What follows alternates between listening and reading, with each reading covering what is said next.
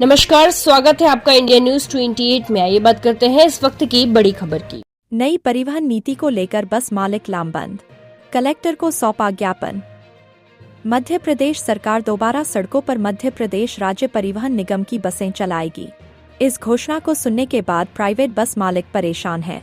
उन्हें अपने रोजी रोटी जाने का खतरा है। वही उनका कहना है कि सरकार द्वारा लगातार टैक्स बढ़ाना उनके लिए भारी पड़ रहा है। वहीं उन्होंने आरोप लगाया कि सरकार अपने लोगों को लाभ पहुंचाने के लिए यह परिवहन सेवा शुरू कर रही है। मंगलवार की जनसुनवाई में जिले भर से आए बस मालिकों ने जिला कलेक्टर अरुण विश्वकर्मा को ज्ञापन सौंपा। इधर हमारे चैनल ने भी जिला कलेक्टर से बात की। इंडिया न्यूज 28 के लिए ब्यूरो चीफ राकेश जैन की रिपोर्ट। अभी रुक जाओ, थोड़ी देर। बस यूनियन जिंदाबाद।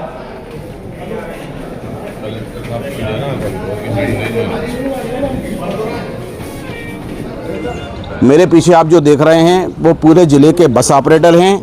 ये आज ज्ञापन देने आए हैं जिला कलेक्टर को। इनकी कुछ मांगे हैं, हम इनसे बात करेंगे कि क्या कहना चाहेंगे। आप क्या कहना चाहेंगे सर, क्यों आए आप यहाँ पे?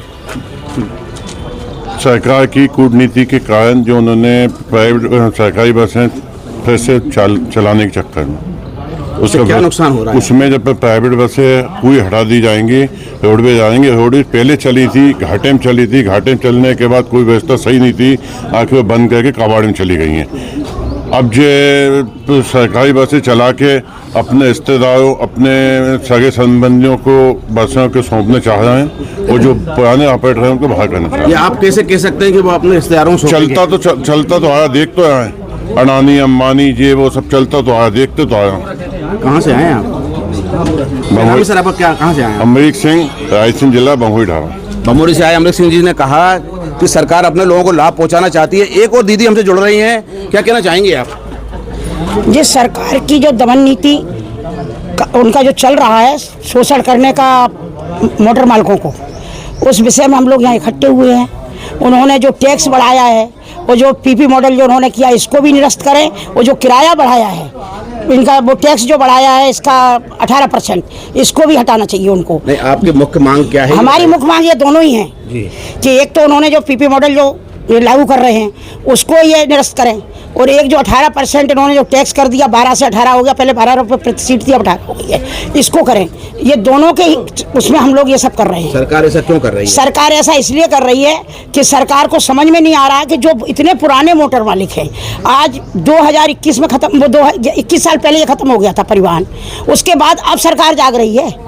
भाई सरकार को क्या समझ में आ रहा है, क्या सुविधा हम नहीं दे रहे हैं यात्रियों को? हम लोगों से सुविधा अच्छी कौन दे सकता है? इसके बाद हमारी बसें हमसे हमारे परमिट लेके हम ही को किराएदार बना रहे हैं। अभी 6 महीने साल भर हमारी गाड़ियां लगाएंगे, बोले आप अटैच कर दीजिए। हम अभी अटैच करेंगे, कुछ दिन बाद आपके जो दोस्त हैं, रिश्तेदार हैं, कंपनियां बड़ी बड़ी हैं, गाड़ियों की व्यवस्था हो जाएगी, हम लोगों को निकाल बाहर कर देंगे, हम लोग बाहर हो जाएंगे, उन्हें कोई फर्क नहीं पड़ता है। मगर मोटर मालिक करेगा क्या? तो उनका तो यही धंधा है ना हम लोगों का। तो क्या नाम है आपका? रजनी शर्मा। कहाँ से आई हैं? मैं सुल्तानपुर। ये है कि इनकी रोजी रोटी छिन जाएगी, मेन इनका ये है। दूसरा थोड़ा सा इनका ये लगता है कि शायद इनको काफ़ी घाटा होगा।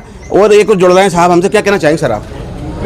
ये कहना चाह रहे हैं साहब कि ये सरकार की नीति ऐसी है कि जिससे हमारे बस ऑपरेटर जो है सब बेरोजगार हो जाएंगे, ड्राइवर कंडक्टर बेरोजगार हो जाएंगे। वो अपने हिसाब से सारी नीतियां चला रहे हैं। अभी भी उन्होंने बसें चालू की थी, कभी यही बस ला रहे हैं, रेड बस ला रहे हैं, और होती कहीं कुछ नहीं है, लेकिन हम लोगों का नुकसान होता है। और अभी भी शासन इतने जो है टैक्स लगा दिए हम लोगों के ऊपर कि हमें वाहन चलाना मुश्किल हो रहा है। 18% टैक्स कर दिया है। फिटनेस में इतनी परेशानियां हो रही कि एक महीने फिटनेस नहीं होता है। परमिट की मीटिंग कर लेते हैं, परमिट नहीं दे रहे हैं, बहुत सी दिक्कतें। नई बसें ला रहा है, उससे हम लोगों को बहुत नुकसान होगा। अधिकतर शिकायतें दे रही है कि प्राइवेट बस मालिक जबरदस्ती ठूसते हैं लोगों को, किराया ज़्यादा वसूलते, वो आप पे आरोप लगते हैं, उसके बारे में क्या कहेंगे आप?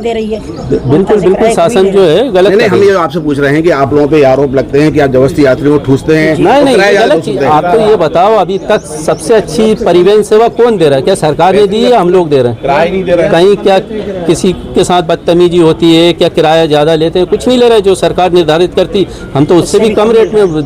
अब यदि सरकार आपकी मांग नहीं मानती है तो आप क्या करेंगे? आंदोलन करेंगे हम 2 तारीख से, सब बिल्कुल अनिश्चितकालीन हड़ताल पे जा रहे हैं। कितने बस मालिक हैं जो परेशान हो रहे हैं? पूरा मध्य प्रदेश, पूरा टोटल। क्या नाम है आपका? शिवदयाल चौक से।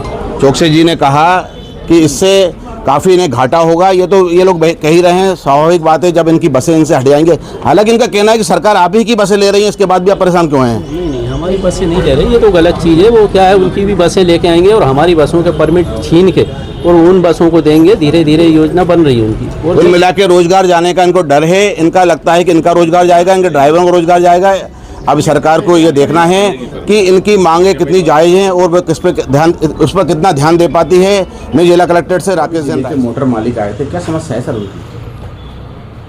आज कुछ ज़िले के मोटर मालिक आए थे और नई जो ट्रांसपोर्ट नीति बन रही है उसके संबंध में उनके कुछ कंसर्न्स थे, उनके द्वारा ज्ञापन पेश किया गया। उसको हम लोग अपने स्तर से भोपाल को प्रेषित कर देंगे और वरिष्ठ स्तर पर जो भी निर्णय होगा उसका पालन कराएंगे।